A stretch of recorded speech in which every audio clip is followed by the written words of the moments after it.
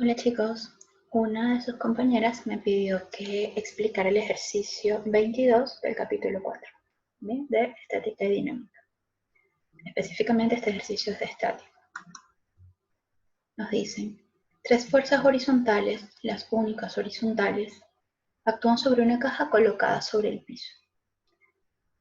Ok, en esta parte cuando nos dicen las únicas horizontales, quizás debe haber estado un poquito mejor redactado. ¿Okay? Quiere decir que van a actuar tres fuerzas que van a tener componentes en el eje X, que van a tener componentes horizontales, porque cuando terminemos de leer el ejercicio nos vamos a dar cuenta que no todas las fuerzas están totalmente sobre el horizontal. Bueno, estas fuerzas, que ya nos las van a describir en el resto del ejercicio, van a tener componentes horizontales. Las otras fuerzas que no nos están mencionando son el peso y la normal, que van a actuar sobre el eje vertical. Continúa, dice, una de ellas, llamémosla F1, actúa derecho hacia el este. Entonces, ya que nos están dando nuestra orientación norte-sur, este-oeste sobre nuestro plano cartesiano, hacemos la distinción de los puntos cardinales. Colocamos entonces la fuerza 1, que actúa derecho hacia el este y tiene una magnitud de 150 libras. Fíjense, nos están dando las magnitudes en libras. A pesar de que libra es una unidad que se utiliza normalmente para masa, acá falta aclarar que se refiere a libra-fuerza.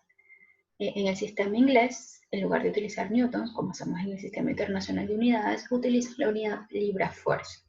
Si nos olvidamos un momento de esa unidad, podemos trabajar todo el ejercicio en libras, como si fueran newton, y al final hacemos la transformación de unidades, porque no se nos pide los newtons sino hasta el final del ejercicio.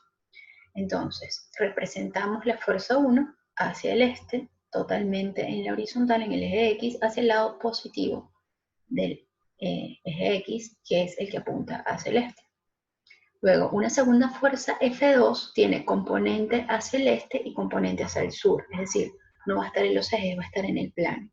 Entonces, tiene una componente hacia el este de 30 libras y una componente hacia el sur de 40 libras. Si está hacia el sur y nuestro sistema de referencia es negativo hacia abajo, aclaramos que es menos 40 libras. La caja permanece en reposo, ignore la fricción. ¿Qué es lo que nos quieren decir? Que la sumatoria de fuerzas en los ejes va a ser igual a 0 y que estas son las únicas fuerzas que están actuando. Se nos piden que hagamos el diagrama de las fuerzas, de esas dos fuerzas conocidas, que son esas las que están allí. Solamente nos piden el diagrama de esas dos fuerzas. Básicamente nos están diciendo que nos olvidemos del peso y la normal. Vamos a asumir que el peso y la normal se anulan entre ellos. ¿Okay? Y solamente vamos a trabajar con las componentes de estas dos fuerzas conocidas. Y luego una tercera fuerza que lo que va a hacer es anular a las fuerzas anteriores para que podamos estar en la condición de estática de equilibrio, es decir, que la sumatoria de fuerzas en los ejes sea igual a 0. Entonces nos olvidamos del peso y la normal y nos quedamos con nuestras fuerzas F1 y F2. Entonces, cuando nosotros hicimos los ejercicios anteriores, hacíamos sumatoria de fuerzas en los ejes. Sumar fuerzas a nivel vectorial simplemente es combinar los vectores. Entonces, si hago la sumatoria en el eje Y solamente tengo una fuerza, que es la fuerza 2 en Y. En el eje X tengo la fuerza 1 y la fuerza 2 en X. Para sumarle simplemente es trasladar el vector desde el origen hasta la punta del siguiente vector. De esto se trata, sumar vectores que están en la misma línea, en el mismo eje. Quiere decir que si uno vale 150 y el otro 30 libras, al sumarlos tendremos un total de 180 libras. Ya están todas las fuerzas en el eje X combinadas y tenemos solo una fuerza en el eje Y.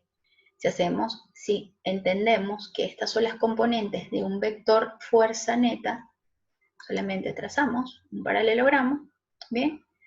Esto es simplemente sumar vectores de forma gráfica, ¿vale? Porque nos están pidiendo que nos centremos en el diagrama de cuerpo libre. Y entonces, ¿qué hacemos? Trazamos, ok, déjenme un momento acá. Primero vamos a tener un vector resultante en X, que sería colocar un vector completo de acá hasta acá, ¿bien? Voy a remarcarlo para que se note bien. Sería un vector completo, todo este vector completo desde acá hasta acá. bien, que es de 180 libras. Entonces trazamos desde la punta de ese vector resultante una paralela al eje Y, y en la punta del otro una paralela al eje X. Y en este punto donde se cortan las paralelas vamos a trazar un vector resultante, ¿bien? Que va a ser nuestro vector fuerza neta. Entonces, cuando nosotros queremos anular un vector, tenemos que agregar un vector que esté en la misma dirección, es decir, sobre la misma línea, que tenga la misma magnitud, es decir, el mismo tamaño, pero en sentido opuesto, ¿bien? Así que ese tercer vector, esa tercera fuerza, va a ser una fuerza que va a tener estas características. Esta va a ser nuestra F3. Esa F3 me va a permitir anular la componente X y la componente Y de mi fuerza neta. ¿Y para qué quiero anular? Porque me están diciendo desde el principio que la caja permanece en reposo. La sumatoria de fuerzas va a ser igual a 0. Entonces voy a tener mi componente Y de mi fuerza 3, que va a ser igual a 40 libras, misma magnitud, pero sentido opuesto de mi componente Y del vector fuerza neta. Y la componente X del vector fuerza 3 es 180 en sentido negativo, ¿vale? Entonces, básicamente, ese es mi vector F3, el resultante de esas dos fuerzas. La pregunta es, ¿en qué cuadrante está? Está en el segundo cuadrante, ¿okay? Porque advertimos desde el principio, antes de hacer el diagrama, que tenemos fuerzas hacia el este y fuerzas hacia el sur. Es decir, la fuerza resultante va a estar en dirección sureste.